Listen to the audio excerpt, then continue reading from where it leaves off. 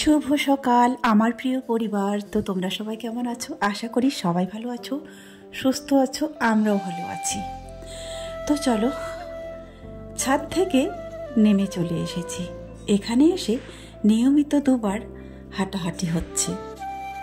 তো যাই হোক, তাই থেকেই কিন্তু ভালো লাগছে, শরীরটাও ভালো আছে। ঘরবন্দি হয়ে থাকিনি, অন্তত দুবার হাঁটতে পারছি। রিয়ার তো পরীক্ষা শেষ, আজকে শেষের দ্বিতীয় দিন। ছাদ থেকে উঠে এসে আমার কিন্তু সমস্ত কাজ কমপ্লিট। এখন বাজে 9টার মতো। তারপরে ওরা ঘুম থেকে উঠলো। ওকে আর ও এখন খুব বিন্দাস, বলছে আমাকে তো আর ডাকতে পারবে না মা, আমাকে তো আর বলতে পারবে না পড়ার কথা।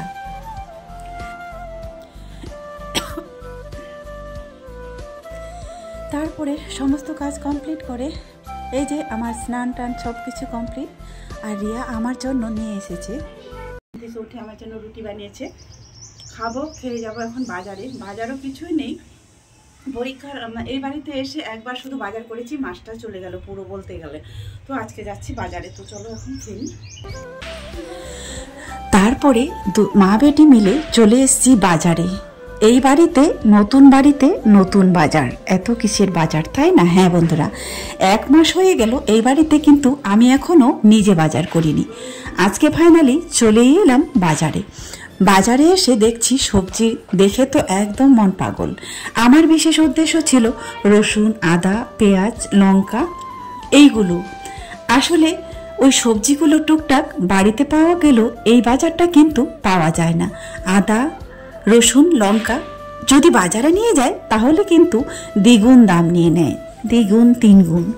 তো আমি ভাবলাম তাই চলো নিজে থেকে বাজারটা করে নিয়ে আসি। আর নিতে হবে মাছ। আসলে আমার বাজার করতে করতে যখন অভ্যস্ত হয়ে গেছে তখন কিন্তু ভালোই লাগে বাজার করতে। डिजिटल ऑडियो प्लेयर इस तोहफे में है 5000 सुनहरे गाने और कुछ यादें।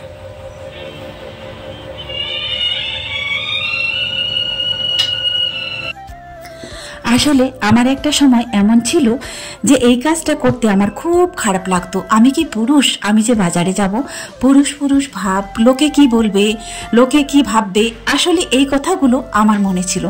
এখন কিন্তু আর কোনো কিছু পরোয়াই করিনি, অনেক সাহস হয়ে গেছে।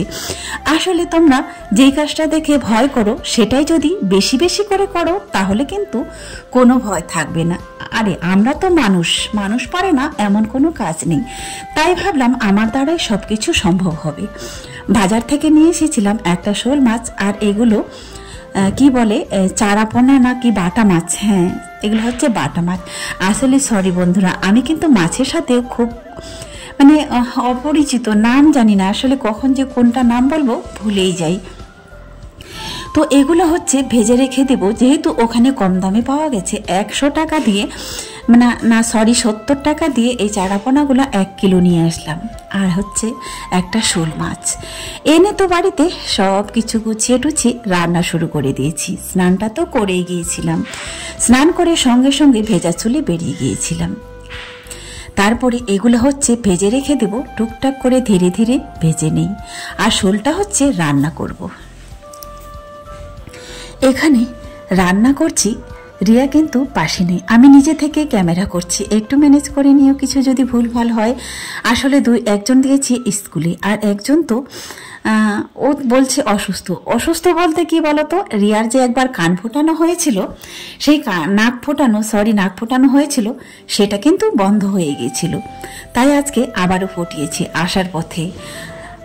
নাকটা ফোটানোর সঙ্গে সঙ্গে কিন্তু তার গায়ে কিন্তু প্রচুর জ্বর চলে এসছে। আসলে একটা সময় তো নিজেই ভয় পেত, আর এখন হচ্ছে আমি ভয় পাচ্ছি।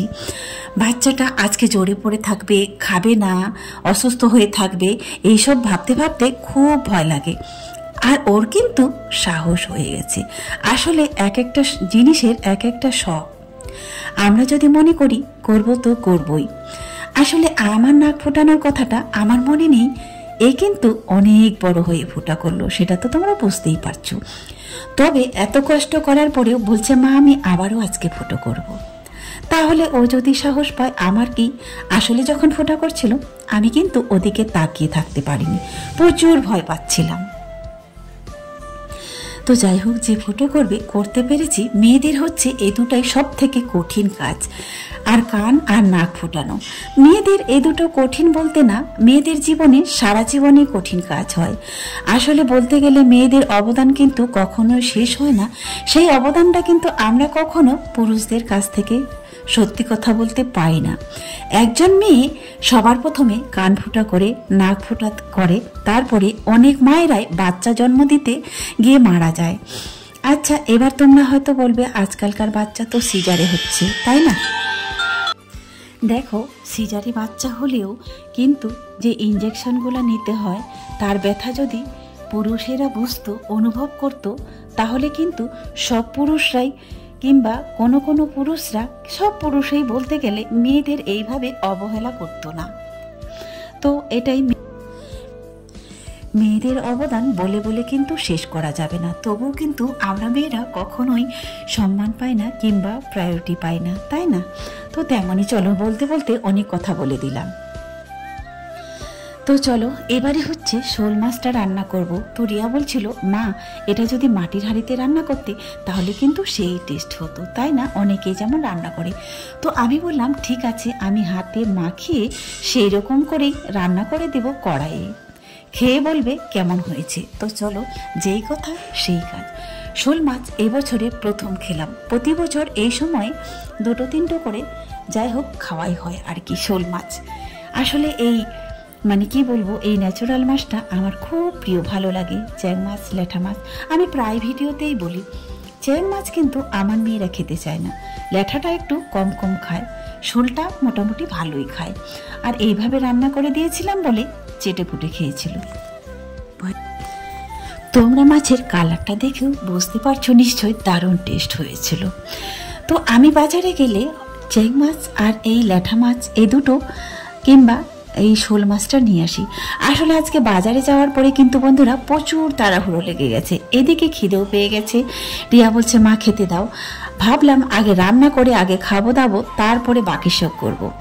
শাকটা তো আমাকে যেন উকি দিয়ে ডাকছে, আমাকে কখন পরিষ্কার করবে, আমাকে কখন কাটাকুটি করবে।